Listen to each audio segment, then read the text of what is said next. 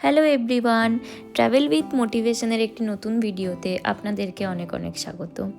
আজকে আমি আর মা রেডি হয়ে চলে যাচ্ছিলাম আমাদের বেলরুই জমিদার গ্রামের শ্রী দাশরথী মঠে। নতুন প্রজন্মকে আমাদের পূর্বপুরুষের সম্পর্কে জানিয়ে যাওয়ার কর্তব্য কিন্তু আমাদেরই।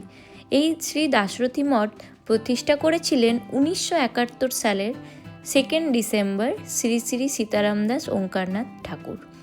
ওনাকে আমরা শ্রী শ্রী ঠাকুর বলেই জানি।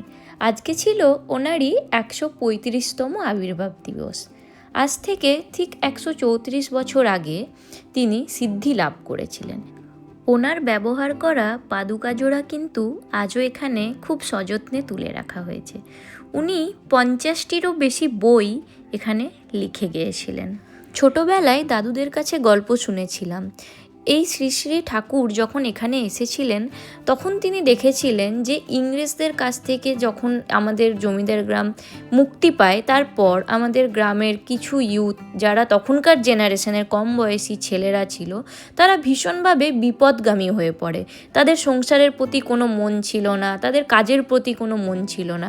তখন তিনি ঠিক করেন যে এখানে তিনি একটি মঠ প্রতিষ্ঠা করবেন এবং সেই সমাজের তখনকার যুগের জেনারেশনের ছেলেদেরকে এই মঠের মাধ্যমে ভালো শিক্ষা দেবেন, ধর্মের প্রতি মতিগতি ফেরাবেন, সংসারের প্রতি মতিগতি ফেরাবেন।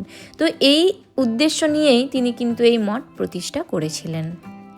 এত বছর পরেও এই মঠ কিন্তু আজকেও সমানভাবে আমাদের গ্রামে বিরাজমান। শুধু দেশে নয়, বিদেশ থেকেও ওনার বিভিন্ন শিষ্যরা আমাদের মঠে কিন্তু এখনও আসেন। প্রত্যেক বছর আমরা ওনার জন্মদিন, ওনার মৃত্যু দিবস, ওনার আবির্ভাব দিবস সব কিছুই ভীষণ ভালোভাবে পালন করে থাকি।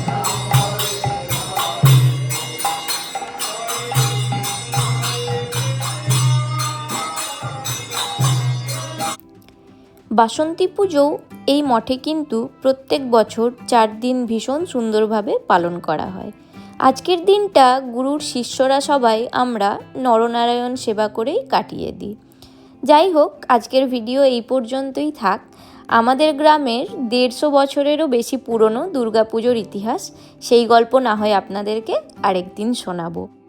আশা করব আমাদের নেক্সট জেনারেশনকে আমার এই ভিডিওটা নিজেদের পূর্বপুরুষের সম্পর্কে জানতে অনেকটাই হেল্প করবে। আমার এই ভিডিও যদি আপনাদের ভালো লেগে থাকে তাহলে একটা লাইক, শেয়ার আর আমার চ্যানেলকে একটু সাবস্ক্রাইব অবশ্যই করে দেবেন। Thanks for watching.